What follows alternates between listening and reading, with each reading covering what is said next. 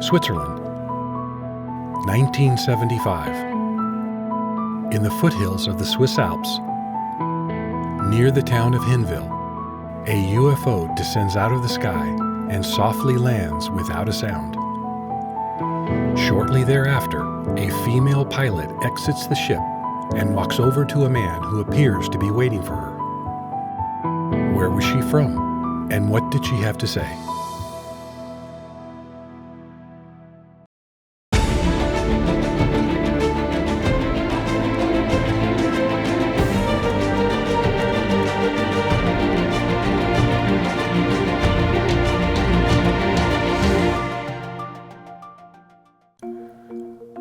The Pleiades, also known as Messier 45 and the Seven Sisters, are one of the closest star clusters to Earth, located between 385 and 450 light-years away. The Pleiades are located in the Taurus constellation and have been well known across many cultures since ancient times. They are widely regarded as the best-known star clusters due to their striking appearance in the night sky when viewed by the naked eye. Although referred to as the Seven Sisters, the cluster actually contains thousands of stars. The majority of stars in the Pleiades are B-type blue stars, which are very bright and extremely hot when compared to our Sun. The blue Pleiades stars emit most of their energy in the invisible, ultraviolet part of the spectrum. In the case of Alcyone, it is 10 times larger, twice as hot, and produces 2,000 times more ultraviolet radiation than our Sun. Because of these extreme conditions, no forms of life exist in the Pleiades star cluster. There are no plants, animals, human beings, or even spirit forms on the planets in the Pleiades. The system is too young, too hot, and is therefore a completely inhospitable and uninhabitable region of our galaxy. So, if life doesn't exist in the Pleiades, then who has Billy Meier been in contact with? Since his youth, Billy has been in contact with extraterrestrial humans that come from a star system called Plejaren, which is located an additional 80 light-years beyond the Pleiades we see in our night sky. Moreover, the Plejaren star system exists in a different dimension or space-time configuration than the one we live in. Our universe, all of the stars and planets and everything in universal space, exists in a single dimension, or what could also be called a space-time configuration. Along with our dimension, there exist 6 other dimensions, all with their own stars, planets, galaxies, and universal space. All 7 of these dimensions exist in the exact same physical space, but are separated into different dimensions or space-time configurations. The Plejaren star system and its inhabitants live in one of these other dimensions, not in the one we live in. The Plejaren developed an advanced technical device that allows them to travel between their dimension and ours in order to visit the Earth. This dimension portal is located about 80 light-years beyond the Pleiades we see in our night sky.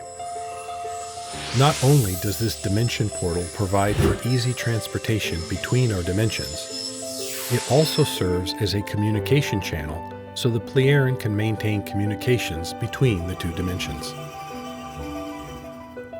The Plejaren come from the Plejaren solar system, not from the Pleiades that are visible from Earth. Therefore, they are not Pleiadians, even though this was their original designation given to them in the early contact reports. This clarification of where the Plejaren truly come from was intentionally held back because they knew many people would claim to be in contact with them. Even today, there are many people who, because of their desire for fame and fortune, claim to be in contact with the Pleiadians. Ultimately, the reality is the Pleiades are completely uninhabited and Pleiadians don't actually exist. Despite many misconceptions and fabrications about Pleiadians, the real Plejaren are human beings just like us. However, their civilization is much older than ours. The Plejaren are approximately 8,000 years ahead of us technologically, and about 30 million years socially and spiritually advanced.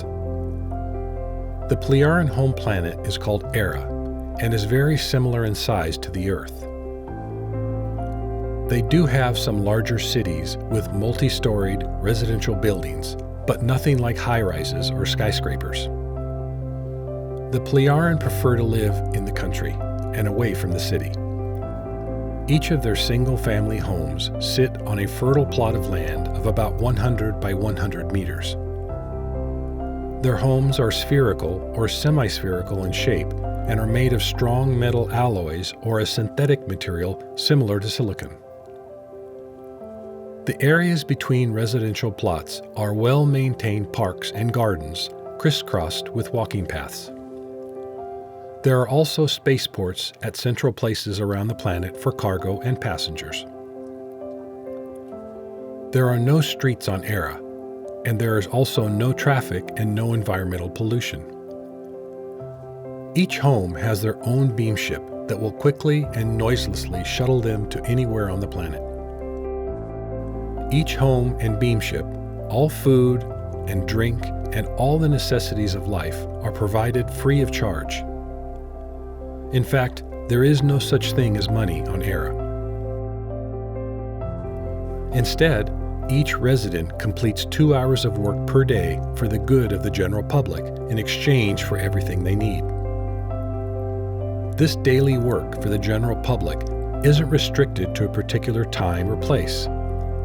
In other words, there is no clocking in or out, and the work they do from day to day can change. One day, they could rake leaves in the park, and the next day, they could supervise androids in their factories. Each person, through their own self-responsibility and sense of community, decides how and when they complete their compulsory work for the day. After their 2 hours of work is complete each day, they are free to spend the rest of their day as they please. However, the Plejaren don't just waste their days away. Most Plejaren study and learn up to 30 different professions or fields of knowledge. For the entire planet of Erra, only one single government exists. Their government consists of 2,800 spiritual leaders who function as a regulatory and executive body. These spiritual leaders accept and then disseminate advice from the High Council, which consists of half-spiritual, half-material beings. The High Council only provides advice and never issues commands. It's always left up to each individual person on whether to follow the advice or not. However, as a rule, each individual Plejaren follows the advice of the High Council because they understand the value of their guidance. The main food of the Plejaren are fruits, vegetables, and meats because they're omnivores just as we are. Many of their daily fruits and vegetables are grown at home in their gardens. As for their meat, they don't slaughter a single animal. The Plejaren have developed methods to grow meat from cell cultures through an accelerated process. In this way, no animals are slaughtered on their planet. The language of the Plejaren is called Sarat, and is the uniform language for their whole planet.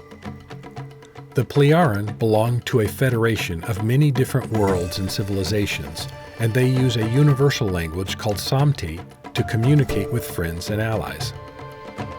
This language is used throughout their federation so that people of different worlds and cultures can easily communicate with each other. From early childhood, all Plejaren learn both the Sarat and Samti languages. A common question I get asked is, why don't the Plejaren show themselves with a public landing or get in touch with various governments? First, the Plejaren are governed by a directive which bans them from showing themselves to terrestrials. They are also prohibited from interfering with the events on the Earth in any way. This directive remains in force until the people of the concerned planet, in this case the Earth, have reached a state of peacefulness and humanness and have an understanding of their interconnectedness with all life forms. it should be obvious to everyone that those conditions don't yet exist on the Earth. This also means that the Plejaren will not save us from ourselves or intervene in any way if we decide to blow ourselves up in a nuclear war or other worldwide catastrophe. Secondly, this non-interference also applies to the free will decision-making of each individual person. This is connected with the photographs, 8mm film, and other evidence provided by the Plejaren and Billy. This evidence was designed and specifically tailored in a way that it would not and could not be accepted as 100% true. If they did provide 100% proof-positive evidence of their existence, then this would go against their non-interference directive and take away the free will decision of the individual. This means that if we were to have 100% proof-positive evidence, we no longer have the free will to decide if the Plejaren exist or not. The free will deciding factor would have been removed by the evidence, and their directives prevent this. In addition to these first two reasons, Semjase told Billy in the third contact report that, without exception, all governments on the Earth consist of people who are power-hungry and greedy, and under the guise of peace and friendship, would try to steal their beamship and other high technology and use it to further subjugate people and for purposes of war. Semjase also said that because of their high evolution and technology, that many people on Earth would elevate them as gods and make themselves subservient to them, just as it was in past Earth history. Also, millions of people would become hysterical, afraid, and unable to cope with their lives if they finally found out that there are other, more advanced civilizations besides them in the universe. These are a few of the reasons the Plejaren don't show themselves publicly. Now, when the Plejaren do decide to contact someone on another planet, they always only contact one person and never anyone else. So all these people claiming to be in contact with Semjase or any other Plejaren are either mistaken or confused. In fact, Semjase quoted an Earth proverb that most people have heard: "Too many cooks spoil the broth." This has the same meaning in their culture and is why they only contact one person. The individual they select must be spiritually and consciously advanced and must be absolutely trustworthy and reliable in every aspect of life. If you're not familiar with Billy's 22 years of education and training prior to his contact with Semjase, click on the link here and it will take you to the video, Who is Billy Meier? Since the age of 5, Billy has been educated and trained by advanced extraterrestrials in order to help prepare him for the contacts and for the writing of his books, collectively entitled Teaching of the Truth, Teaching of the Creation Energy, Teaching of Life. This teaching is why the Plejaren are here. The Plejaren are a highly advanced and fascinating society. They have come here to teach and provide recommendations on how to live our lives. Although we can't see and meet with them, through Billy's writings, their knowledge, wisdom, and recommendations that have been delivered to the Earth are undeniable. Thank you for joining me on this second video in our introductory series on Billy Meier. Keep an eye out for our third introductory video next month, which will be about what are their goals. Thank you for being a subscriber to the Billy Meier Books YouTube channel, and we'll see you in the next video.